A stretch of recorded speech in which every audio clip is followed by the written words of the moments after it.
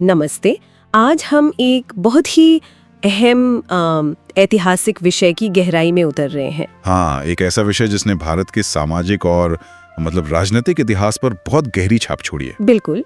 हमारे पास जो सामग्री है, अंबेडकर का बौद्ध धर्म, कारण और परिणाम, उसी के आधार पर हम डॉक्टर भीमराव अंबेडकर के हिंदू धर्म छोड़कर बौद्ध धर्म अपनाने के फैसले को समझने की कोशिश करेंगे आज। और ये समझना जरूरी है, जैसा कि सामग्री भी कहती है, कि ये सिर्फ एक व्यक्ति का धर्म बदलना भर नहीं था। हाँ, बिल्कुल नहीं। ये तो सदियों से चली आ रही जो जाति आधारित असमानता थी, हाँ। जो सामाजिक उत्पीड़न था, हाँ। उसके खिलाफ एक बहुत ही शक्तिशाली, बहुत सोचा समझा कदम था। 14 अक्टूबर 1956 को नागपुर में जो हुआ, वो वाकई में एक टर्निंग पॉइंट था। सही कहा।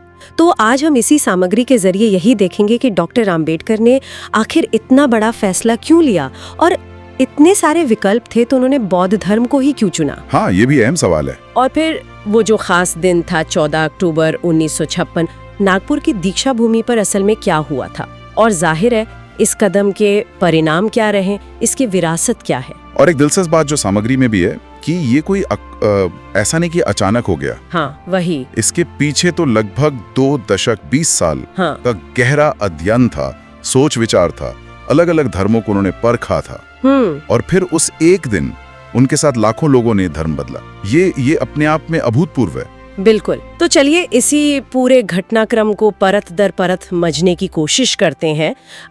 सबसे पहले बात करते हैं उन कारणों की जिनकी वजह से डॉक्टर अंबेडकर ने हिंदू धर्म छोड़ने का फैसला किया। हाँ, ये बुनियाद समझना जरूरी है। ये जरूरी है क्योंकि ये फैसला कोई गुस्से में या अचानक नहीं लिया गया था। ये उनके जीवन के जो कड़वे अनुभव थे और उनका जो गहरा विश्लेषण था, उस पर आधारित था। तो पहला और शायद सबसे बुनियादी कारण, जैसा सामग्री बताती है, वो था जाति व्यवस्था और छुआछूत का उनका अपना बहुत ही निजी और दर्दनाक अनुभव। उनके बचपन की कई घटनाएं हैं। स्कूल में पानी के मटके को ना छूने देना, क्लास में सबसे अलग बिठाया जाना, कभी कभी प्यासे रह जाना। हाँ, ये सब पढ़ना भी बहुत तकलीफ देता है। ये सिर्फ कहानियां नहीं थी, ये वो सच्चाई थी जिसे उन्होंने जिया था। और जाहिर है इन अनुभवों ने उनके मन पर एक बहुत गहरा घाव छोड़ा। हाँ, और देखिए वो सिर्फ इन अनुभवों पर रुके नहीं, उन्होंने इसका विश्लेषण किया और वो इस नतीजे पर पहुंचे कि ये जो प्रॉब्लम है, ये कुछ बुरे लोगों की वजह से नहीं है। सही। बल्कि इसकी जड़ें हिंदू धर्म की जो वर्ण व्यवस्था है उसी में है। उन्होंने इसे सिर्फ एक सामाजिक बुराई नहीं माना, बल्कि एक ऐसी व्यवस्था माना जिसे धर्म की क्या कहते हैं, स्वीकृति मिली हुई है। और यही बात उनके लिए सबसे ज्यादा प्रॉब्लमेटिक थी। हाँ, और यहीं पे बात और गहरी हो जाती है। जैसा सामग्री में है, डॉक्टर अंबेडकर का मानना था कि जब तक ये जो धार्मिक ढांचा है, इसको चुनौती नहीं दी जाती, बिल्कुल, जब तक धर्म ग्रंथों में जो असमानता की बातें हैं उन पर सवाल नहीं उठाया जाता, तब तक सच्ची सामाजिक बराबरी आ ही नहीं सकती। सही बात है। वो सतही सुधारों से संतुष्ट नहीं थे, वो जड़ पर चोट करना चाहते थे। और इसी से जुड़ा हुआ दूसरा बड़ा कारण सामने आता है। धर्मशास्त्रों में जो उन्हें असमानता दिखी, जो अन्याय दिखा, उन्होंने मनुस्मृति जैसे जो प्राचीन हिंदू ग्रंथ थे, उनका बहुत गहराई से अध्ययन किया। और उन्होंने पाया कि इनमें शूद्रों के लिए, मतलब आज जिन्हें हम दलित कहते हैं, और महिलाओं के लिए भी बहुत अपमानजनक बातें लिखी गई हैं। उन्हें इंसानी गरिमा से भी वंचित रखा गया है कई जगहों पर। और इसी कॉन्टेक्स्ट में 25 दिसंबर 1927 को जो उन्होंने मनुस्मृति दहन किया, हाँ, वो बहुत सिंबॉलिक था। हाँ, वो बहुत शक्तिशाली प्रतीकात्मक विरोध था।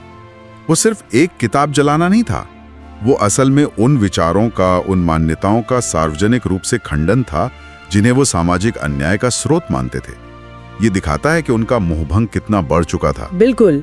फिर तीसरा कारण जो सामग्री बताती है, वो था कि हिंदू धर्म के अंदर रहकर सुधार करने की जो कोशिशें थीं, हाँ, जो उन्होंने की भी थी, हाँ, वो कोशिशें कहीं ना कहीं विफल हो रही थीं। और जो सुधारक थे उनसे भी उनका मोहभंग हो रहा था। ऐसा नहीं था कि उन्होंने कोशिश नहीं की। नहीं, बिल्कुल नहीं। महार सत्याग्रह एक बड़ा उदाहरण है। हाँ, 1927 का महार सत्याग्रह, जहां उन्होंने दलितों को सार्वजनिक तालाब से पानी लेने के अधिकार के लिए संघर्ष किया। हाँ। वो हिंदू समाज के अंदर ही बराबरी पाने की एक कोशिश थी। लेकिन उन कोशिशों के दौरान जो उन्हें अनुभव हुए, हाँ, जो रुकावटें आईं, तो उसने उन्हें और निराश किया। उन्हें ये महसूस हुआ कि ज्यादातर जो उच्च जाति के नेता थे या जो खुद को सुधारक कहते थे, वो वर्ण व्यवस्था का जो मूल ढांचा है उस पर सवाल उठाने को तैयार ही नहीं थे। हाँ, मतलब छुआछूत खत्म करने की बात तो शायद कर लेते थे। हाँ, ऊपरी तौर पर। लेकिन जाति व्यवस्था जो उसकी जड़ है उसे बनाए रखना चाहते थे। वो बस लीपापोती करना चाहते थे, जबकि डॉक्टर अंबेडकर जड़ से बदलाव चाहते थे। और शायद इसी निराशा ने उन्हें चौथे और निर्णायक बिंदु तक पहुंचाया। मतलब एक ऐसे वैकल्पिक रास्ते की तलाश जहां बराबरी, स्वतंत्रता, भाईचारा ये सिर्फ कहने की बातें ना हो बल्कि जीवन का आधार हो।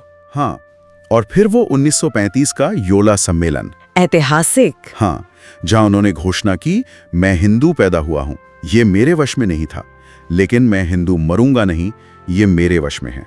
ये तो मतलब एक तरह से नो गोइंग बैक वाली बात थी। बिल्कुल, ये सिर्फ एक घोषणा नहीं थी, ये एक गंभीर खोज की शुरुआत थी। अगले लगभग 20 सालों तक, जैसा हमारी सामग्री बताती है, उन्होंने इस्लाम, ईसाई धर्म, सिख धर्म, कई बड़े धर्मों का बहुत बारीकी से अध्ययन किया। वो ये देख रहे थे कि कौन सा धर्म उन उसूलों पर खरा उतरता है जो उनके लिए सबसे ज्यादा जरूरी थे: तर्क, नैतिकता, बराबरी और इंसानी गरिमा। तो फिर सवाल ये उठता है कि इतनी लंबी खोज के बाद, इतने सारे विकल्पों को देखने के बाद, आखिर उन्होंने बौद्ध धर्म ही क्यों चुना? ऐसी क्या बात थी बौद्ध धर्म में जो उन्हें कहीं और नहीं मिली? देखिए, अगर हम डॉक्टर अंबेडकर की पूरी सोच को देखें, उनकी वैचारिक यात्रा को, तो बौद्ध धर्म चुनना कई मायनों में बहुत लॉजिकल लगता है। अच्छा। हाँ, सामग्री के हिसाब से उन्हें बौद्ध धर्म में कई ऐसी चीजें मिली जो उनकी तलाश पूरी करती थी। पहली और शायद सबसे अहम बात थी बौद्ध धर्म का तर्क और विवेक पर आधारित होना। रैशनैलिटी। हाँ, रैशनैलिटी। बुद्ध ने कहा कि किसी भी बात को आंख बंद करके मत मानो, उसे तर्क की कसौटी पर कसो, अपने अनुभव से देखो। उन्होंने अंधविश्वास, कर्मकांड, इन सबको नकारा। ये बात डॉक्टर अंबेडकर को बहुत अपील की। और दूसरा जो शायद उनके लिए सबसे बड़ा आकर्षण रहा होगा, वो था समानता का सिद्धांत। बिल्कुल। बौद्ध धर्म में जन्म के आधार पर कोई जाति व्यवस्था नहीं है, कोई ऊंच नीच नहीं है। नहीं, कोई जगह ही नहीं है। जी, ये सभी इंसानों को बराबर मानता है। बिल्कुल। बुद्ध ने तो अपने संघ के दरवाजे सबके लिए खोल दिए थे, हर वर्ण, हर जाति के लिए। ये बात डॉक्टर अंबेडकर का जो मूल मकसद था, उससे सीधे सीधे जुड़ती थी। बिल्कुल। और एक और सिद्धांत था जिसने उन्हें बहुत गहराई से प्रभावित किया, वो था आत्मनिर्भरता का संदेश। हाँ, ये वाकई दिलचस्प है। वो जो बौद्ध धर्म का मशहूर संदेश है, अप दीपो भव। हाँ, अपना दीपक खुद बनो, अपना दीपक स्वयं बनो। हाँ। मतलब अपनी मुक्ति के लिए, अपने ज्ञान के लिए किसी बाहरी शक्ति पर, किसी ईश्वर पर या किसी पुजारी पर निर्भर रहने की जरूरत नहीं है। एग्जैक्टली। इंसान अपने खुद के प्रयासों से, अपने नैतिक आचरण से, अपने विवेक से सच को पा सकता है।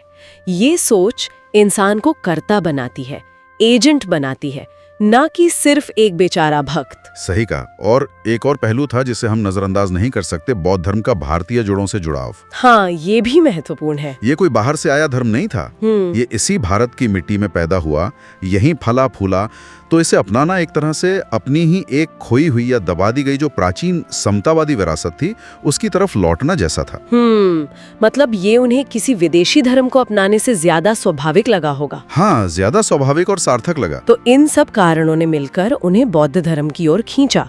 तर्क, समानता, आत्मनिर्भरता और अपनी जड़ों से जुड़ाव। ये सब मिलकर एक मजबूत आधार बना रहे थे। बिल्कुल। और फिर आखिरकार वो दिन आया, 14 अक्टूबर 1956, नागपुर की दीक्षा भूमि। उस दिन क्या हुआ, जरा उस पर विस्तार से बात करते हैं। हाँ, वो ऐतिहासिक दिन। तारीख थी 14 अक्टूबर 1956। जगह थी नागपुर, महाराष्ट्र का वो मैदान जिसे आज हम दीक्षा भूमि के नाम से जानते हैं। सामग्री बताती है कि वहाँ एक बहुत बड़ा जन समूह इकट्ठा था। लाखों लोग अपने नेता के कहने पर पहुंचे थे और इसी समारोह में डॉक्टर अंबेडकर और उनकी पत्नी डॉक्टर सविता अंबेडकर ने सबके सामने बौद्ध धर्म की दीक्षा ली। हाँ, और दीक्षा देने के लिए उस समय के एक बहुत ही सम्मानित बौद्ध भिक्षु थे, बर्मा से आए थे, भदंत महास्थिविर चंद्रमणि। अच्छा। उन्हें खास तौर पे बुलाया गया था। उन्होंने पारंपरिक बौद्ध तरीके से डॉक्टर अंबेडकर और उनकी पत्नी को त्रिशरण दिलाया, मतलब बुद्ध, धम्म और संघ की शरण में जाने की प्रतिज्ञा, और साथ ही पंचशील भी ग्रहण कराया, यानी वो 5 नैतिक सिद्धांत, अहिंसा, सत्य, चोरी ना करना, व्यभिचार से दूर रहना और नशे से परहेज करना, ये बौद्ध जीवन के आधार हैं। लेकिन उस दिन का शायद सबसे क्रांतिकारी और सबसे निर्णायक पल था वो 22 प्रतिज्ञाएं लेना। हाँ, वो 22 प्रतिज्ञाएं। डॉक्टर अंबेडकर ने खुद वो 22 प्रतिज्ञाएं पढ़ी और वहां मौजूद लाखों लोगों ने उनके पीछे पीछे उन्हें दोहराया। और ये प्रतिज्ञाएं सिर्फ बौद्ध धर्म अपनाने की घोषणा नहीं थीं, ये उससे कहीं ज्यादा थीं। बिल्कुल ज्यादा थी। इनमें न सिर्फ बुद्ध के रास्ते पर चलने और उनके उपदेशों को मानने का संकल्प था, बल्कि हिंदू धर्म के देवी देवताओं, मान्यताओं, कर्मकांडों और खास तौर पे जातिगत भेदभाव को साफ साफ अस्वीकार करने की भी घोषणा थी। ये बहुत बहुत महत्वपूर्ण है जी। ये जो 22 प्रतिज्ञाएं थी, ये कोई रस्म अदायगी नहीं थी। नहीं, ये एक तरह का मैनिफेस्टो था। एक तरफ पुरानी जो शोषण करने वाली व्यवस्था थी, उसकी मान्यताओं का पूरी तरह से त्याग, और दूसरी तरफ एक नई बराबरी वाली पहचान और जीवन दृष्टि को खुले तौर पर अपनाना। जी। ये एक सामूहिक ब्रेक था, अतीत की बेड़ियों से खुद को आजाद करने का ऐलान। और उस दिन वहां मौजूद लोगों की संख्या, सामग्री का अनुमान है कि उस एक दिन लगभग 5 से 6 लाख लोगों ने एक साथ बौद्ध धर्म अपनाया। हाँ, 5 से 6 लाख। ये शायद दुनिया के इतिहास का सबसे बड़ा एक साथ शांतिपूर्ण धर्मांतरण था। हाँ, आंकड़ों के लिहाज से भी और इसके पीछे जो भावना थी, जो मकसद था, उसके लिहाज से भी ये अभूतपूर्व था। बिल्कुल। और देखिए, इस घटना की जो सामूहिकता थी और इसका जो पब्लिक नेचर था, वो बहुत मायने रखता है। हाँ, ये कोई बंद कमरे में नहीं हुआ। नहीं, ये किसी एक व्यक्ति का निजी आध्यात्मिक फैसला नहीं था। बस ये एक पूरे समुदाय का, सदियों से दबाए गए, अपमानित किए गए एक बहुत बड़े वर्ग का सामूहिक फैसला था। ये दुनिया को बताने का एक तरीका था कि भाई, अब हम उस पहचान के साथ नहीं जिएंगे जो हम पर थोपी गई थी, जिसने हमें इंसान का दर्जा नहीं दिया। सही बात। हम अपनी किस्मत अब खुद लिखेंगे, एक ऐसी पहचान के साथ जो हमें बराबरी और सम्मान देती है। वो 22 प्रतिज्ञाएं इसी सामूहिक इच्छा शक्ति का प्रतीक थी। तो फिर इस ऐतिहासिक धर्मांतरण का नतीजा क्या निकला? भारतीय समाज पर और खासकर दलित समुदाय पर इसका क्या असर पड़ा? इसकी विरासत क्या है आज? देखिए, इसका सबसे फौरी और सबसे दूर तक जाने वाला नतीजा था भारत में नव बौद्ध आंदोलन की एक शक्तिशाली लहर का उठना, जिसे अंग्रेजी में दलित बुद्धिस्ट मूवमेंट भी कहते हैं। हाँ। डॉक्टर अंबेडकर ने रास्ता दिखाया और उनके बाद करोड़ों दलितों ने बौद्ध धर्म अपनाया। ये सिलसिला सिर्फ 1956 में नहीं रुका। नहीं, ये तो चलता रहा। ये बाद के दशकों में भी जारी रहा और आज भी कहीं ना कहीं चल रहा है। ये भारत में बौद्ध धर्म के एक तरह से पुनरुत्थान का नया अध्याय था। और ये समझना जरूरी है कि ये सिर्फ पूजा का तरीका बदलना या धर्म का लेबल बदलना नहीं था। बिल्कुल, है ना? इसका सामाजिक राजनीतिक असर कहीं ज्यादा गहरा था। बिल्कुल, ये सिर्फ धर्म परिवर्तन नहीं था, ये एक बहुत बड़ी सामाजिक, राजनीतिक और सांस्कृतिक जागृति थी। सामग्री भी यही बताती है कि इस कदम ने दलित समुदाय में एक नया आत्मसम्मान, एक नया आत्मविश्वास पैदा किया। उन्हें लगा कि अब उनके पास एक ऐसी विरासत है, एक ऐसी पहचान है जो उन्हें छोटा नहीं बल्कि बराबर और सम्मानित बनाती है। इसने शिक्षा के प्रति जागरूकता बढ़ाई, अपने अधिकारों के लिए संगठित होकर लड़ने की प्रेरणा दी। ये एम्पावरमेंट का एक बहुत शक्तिशाली जरिया बना। और खुद डॉक्टर अंबेडकर की छवि और उनकी विरासत पर इसका क्या असर पड़ा? इस धर्मांतरण ने डॉक्टर अंबेडकर की पहचान को और बड़ा बना दिया। वो सिर्फ संविधान निर्माता नहीं रहे या कानून मंत्री या राजनीतिक नेता नहीं रहे। हाँ, उनकी भूमिका और बढ़ गई। हाँ, करोड़ों शोषित वंचित लोगों के लिए वो एक धम्म नायक बन गए। मतलब धर्म के जरिए मुक्ति दिलाने वाले नेता, एक आध्यात्मिक गाइड। उनकी भूमिका का ये एक नया और शायद सबसे स्थायी पहलू था। तो अगर हम पूरी बात को समेटें तो कह सकते हैं कि डॉक्टर अंबेडकर का बौद्ध धर्म अपनाना उनके पूरे जीवन के संघर्षों, उनके अनुभवों और उनके गहरे चिंतन का एक लॉजिकल नतीजा था। हाँ, बिल्कुल। ये सदियों की सामाजिक गुलामी से, अपमान से, अन्याय से मुक्ति पाने का एक बहुत सोचा समझा, क्रांतिकारी और ऐतिहासिक कदम था। इसने न सिर्फ लाखों लोगों की जिंदगी बदली, बल्कि भारतीय समाज के पूरे ताने बाने को भी बहुत गहराई से प्रभावित किया। ठीक है। हाँ, और उनका वो आह्वान, बुद्धम शरणम गच्छामि, मैं बुद्ध की शरण लेती हूँ, ये आज भी लाखों लोगों के लिए सिर्फ एक धार्मिक मंत्र नहीं है। नहीं, ये उससे कहीं ज्यादा है। हाँ, ये अन्याय के खिलाफ खड़े होने, इंसानी गरिमा और बराबरी के लिए लड़ने और अपनी मुक्ति की राह पर चलने की प्रेरणा का प्रतीक है। सामग्री का भी मूल संदेश यही है कि ये धर्मांतरण सामाजिक न्याय की तलाश में उठाया गया एक बहुत ही महत्वपूर्ण और साहसिक कदम था। तो हमने देखा कि कैसे व्यक्तिगत अनुभव, समाज का विश्लेषण, विकल्पों की तलाश और फिर एक सही रास्ते का चुनाव मिलकर इतिहास की धारा को मोड़ सकते हैं। हाँ, डॉक्टर आम्बेडकर का ये कदम इसी का एक बहुत शक्तिशाली उदाहरण है, जिसका असर आज भी हम महसूस कर सकते हैं। बिल्कुल। ये गरिमा और समानता की एक कभी न खत्म होने वाली खोज की कहानी है। और जाते जाते श्रोताओं के लिए एक विचार छोड़ जाते हैं। हमने उन 22 प्रतिज्ञाओं की बात की जिनमें पुरानी मान्यताओं को, देवी देवताओं को अस्वीकार करने पर खास जोर था। ये सोचने पर मजबूर करता है, हम अक्सर अपनी पहचान इस आधार पर बनाते हैं कि हम क्या मानते हैं या किसके साथ हैं। लेकिन क्या किसी चीज को जानबूझकर अस्वीकार करना, किसी चीज के खिलाफ खड़े होना, क्या ये भी हमारी पहचान को उतना ही आकार देता है? ये कैसे काम करता है? इस पर विचार किया जा सकता है। हाँ, ये एक दिलचस्प सवाल है।